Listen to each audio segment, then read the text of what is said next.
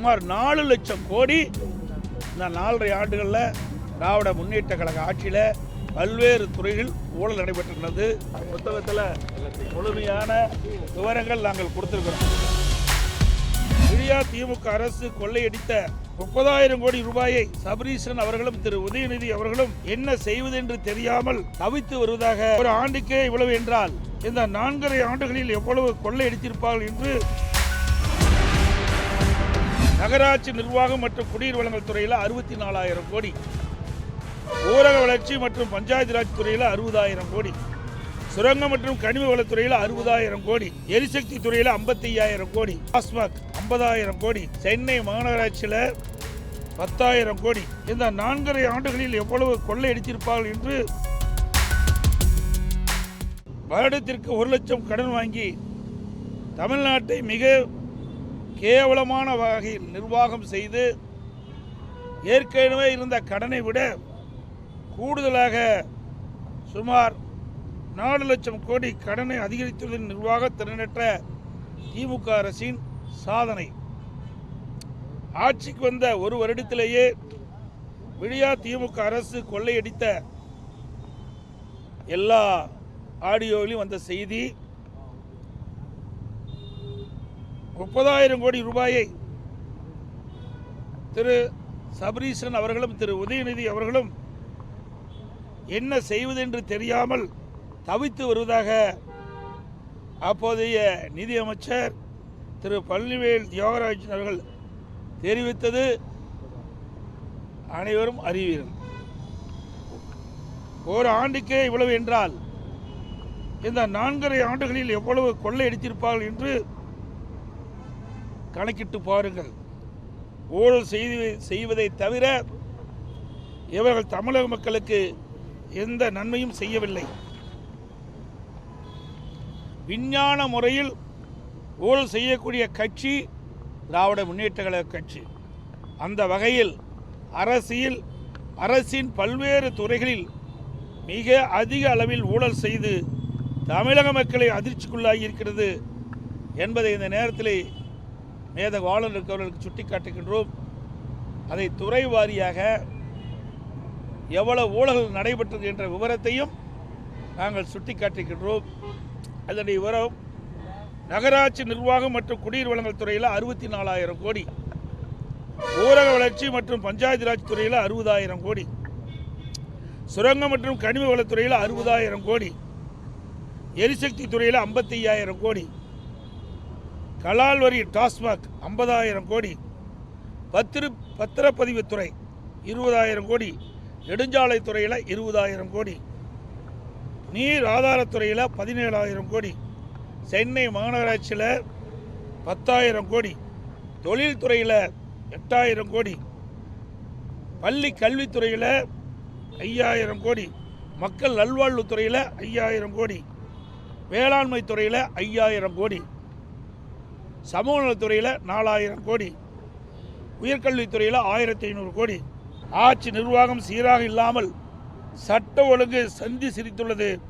மக்களுக்கு போதிய பாதுகாப்பு இல்லை.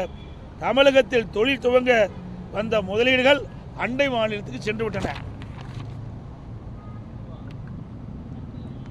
அதோடு இப்போ நாங்கள் கொடுக்கப்பட்டதில் பட்டியலில் சுமார் 4 லட்சம் கோடி இந்த 4.5 ஆண்டுகளில் திராவிட முன்னேற்ற கழக ஆட்சியில் பல்வேறு துறைகள் ஊழல் நடைபெற்றிருக்கிறது.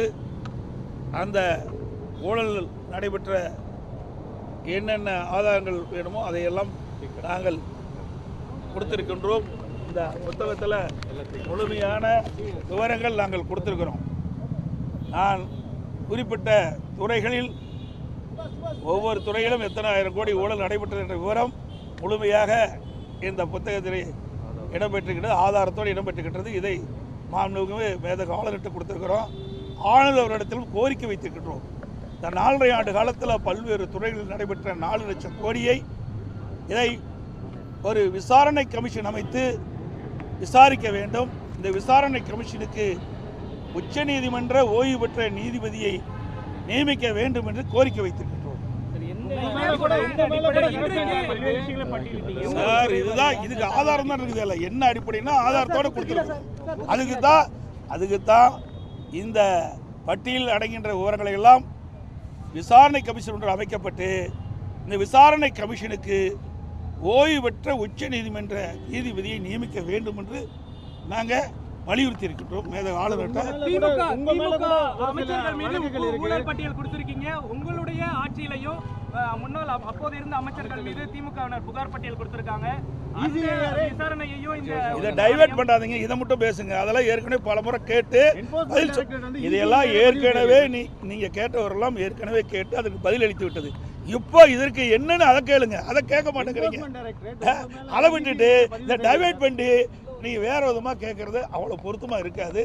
நாங்கள் ஏற்கனவே நீங்கள் கேட்ட கேள்விக்கெல்லாம் பதிலளித்து விட்டோம். எம்ஏ கூட வழக்கு போட்டாங்க. உயர்நீதிமன்றத்தில் நான் வழக்கு நடத்துறேன்னு சொன்னேன். வழக்கு போட்டவங்க RS பாரதி திரும்ப பெறன்னு சொன்னாங்க. நிரபராதின்னு நிரூபித்து தாங்க நிற்கிறோம். ஆனால் திராவிட முன்னேற்ற கழகம் ஆட்சி வந்ததுலேருந்து பல்வேறு துறைகளில் நடைபெற்றிருக்குது. இதை இங்கே கூட சொல்லுங்களேன். இன்றைக்கி ED 2 முறை ஒரு துறையில் பல்வேறு ஊழல் நடைபெற்றது என்று சுட்டிக்காட்டி அரசுக்கு அறிக்கை அனுப்பப்பட்டிருக்குது. அந்த அறிக்கையின் அடிப்படையில் ஆதாரத்தோடு கொடுத்துருக்குறாங்க. இன்னும் FIR போடல இந்த அரசாங்கம். அதை என்னன்னு கேளுங்க, அதை கேட்க மாட்டேங்கிறீங்களே.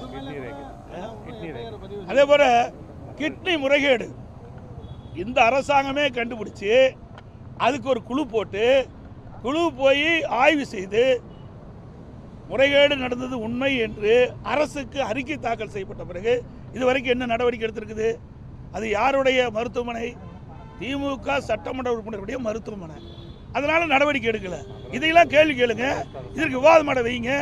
ஒரு தயவு செய்து ஊடக நண்பர்கள் பத்திரிகை வேணும், ஒரு டிவியாவது ஒரு தொலைக்காட்சியாவது இந்த கிட்னி முறைகேடு நடந்தது விவாதம் பண்ண வச்சிங்களா? எங்க தும்புனா அதிமுக தும்புனா விவாதம் பண்ண வைக்கிறீங்க, இரும்புனா விவாதம் பண்ண வைக்கிறீங்க. இவ்வளவு பெரிய நிகழ்வு தமிழகத்தில் நடைபெற்றிருக்குது. ஒரு கொடுமையான நிகழ்வு. வறுமையை பயன்படுத்தி பணத்தாசை காட்டி அந்த ஏழைகள் இருந்து இந்த கிட்னி முறைகேடு இருக்குது, கிட்னி திருடி இருக்காங்களே, இதுக்கு என்ன நடவடிக்கை இந்த அரசு எடுத்தது? இன்றைக்கு மகாராஷ்டிரா அரசாங்கம் நடவடிக்கை எடுத்திருக்குது. அப்படி தமிழ்நாடு அரசு என்ன நடவடிக்கை எடுத்திருக்கு? இந்த முதலமைச்சர் என்ன நடவடிக்கை எடுத்திருக்கிறாங்க? லேப்டாப்பை நாங்கள் தொடர்ந்து வலியுறுத்திட்டு வரோம். இந்த ஆட்சி பொறுப்பேற்ற பிறகு நம்முடைய விஞ்ஞான கல்வி, நம்முடைய மாணவர்கள் திறமையான மாணவராக உலகத்தரத்திற்கு ஏற்ற கல்வி விஞ்ஞான முறையில் கொடுக்க வேண்டுவதற்காகத்தான் மாண்புமிகு புரட்சித் தலைவி அம்மாவுகள் சிந்தனையில் ஒதுக்கப்பட்ட இந்த மடிக்கணினி திட்டத்தை நடைமுறைப்படுத்தணும்னு சொன்னோம். அதிமுக ஆட்சி இருக்கின்ற வரைக்கும் சுமார் 52,36,000 மடிக்கணினி மாணவர்களுக்கு கொடுத்தோம். திராவிட முன்னேற்ற கழக அரசு 4 ஆண்டு காலமாக அதை கிடப்பில் போட்டுடுது. இப்பொழுதுதான் அந்த மடிக்கணியை கொடுப்பதாக அறிவித்து முதற்கட்டமாக கொடுத்துருக்க செய்தி வந்திருக்குது. நாங்கள் பார்த்தேன். இதை கொடுப்பதில் நாங்கள் வரவேற்கிற எந்த மாற்று கருத்தும் கிடையாது. ஏன்னா இது அனைத்து இந்திய அண்ணா திராவிட முன்னேற்ற கழக அரசு கொண்டு வந்த திட்டம். அந்த திட்டத்தை இவர் இப்போ தான் கடைபிடிக்கிறாங்க. இதை ஏற்கனவே நாங்கள் குறிப்பிட்டவாறு இந்த ஆட்சி அமைந்தவுடன் மாணவ செல்வங்களுக்கு இந்த மடிக்கணினி கொடுக்கப்பட்டிருந்தா பயனுள்ளதாக இருந்திருக்கு. சரி, இப்போவாவது கொடுக்குறீங்களே, எதற்காக கொடுக்குறீங்க? நடைபெறுகின்ற தேர்தலில் இந்த மாணவருடைய வாக்கு தேவை. அதற்கு தான் இந்த லேப்டாப் கொடுக்குறாங்க ஒழிய மாணவன் நலனுக்காக கொடுக்கல, மாணவனுக்கு நன்மை கிடைப்பதற்காக கொடுக்கல. அப்படி கொடுக்குவதாக இருந்தால் இந்த அரசு 2025ஆம் ஆண்டு கல்லூரி திறப்பதற்கு முன்பு கல்லூரி திறந்த பிறகு கொடுத்துருந்தா கூட பரவாயில்ல. அப்பவும் கொடுக்கல. அப்போ கல்லூரி சேர்ந்த மாணவர்கள் கடனை உடனே வாங்கி லேப்டாப்பை வாங்கி படிச்சுட்டு இருக்கிறாங்க. அதாவது இன்றைக்கு 3 ஆண்டு நிறைவுப்பட போகுது. இன்னும் 2 மாதத்தில் 3 ஆண்டு நிறைவு பெற்று மாணவர்கள் வெளியேற போகிறாங்க. அப்போது இந்த லேப்டாப் கொடுக்குறீங்க, அதனால் என்ன பயன்? ஆக இந்த அரசோடைய நோக்கம் என்ன? தேர்தலில் அவருடைய வாக்கு கிடைக்க வேண்டும், அதுதான் நோக்கம். மாணவர்களுக்கு நல்லது செய்வோம், நன்மை செய்வோம் நோக்கமே இல்லை. அப்படி உண்மையிலேயே மாணவர்களுக்கு நல்லது செய்வோம் என்று இந்த அரசை எண்ணி இருந்தால் நாங்கள் வைத்த கோரிக்கை, இந்த ஆட்சி ஏற்பட்ட உடனே நாங்கள் கோரிக்கை வச்சோம். நீங்கள் தொடர்ந்து நம்முடைய மாணவ செல்வர்களுக்கு அதிமுக ஆட்சியில் வழங்கி வந்த அந்த லேப்டாப் கொடுக்க வேண்டும் என்று கோரிக்கை வைத்தோம். அந்த கோரிக்கை நிறைவேற்றதை இன்றைக்கி 4 ஆண்டு காலம் கொடுத்துருக்கலாம்.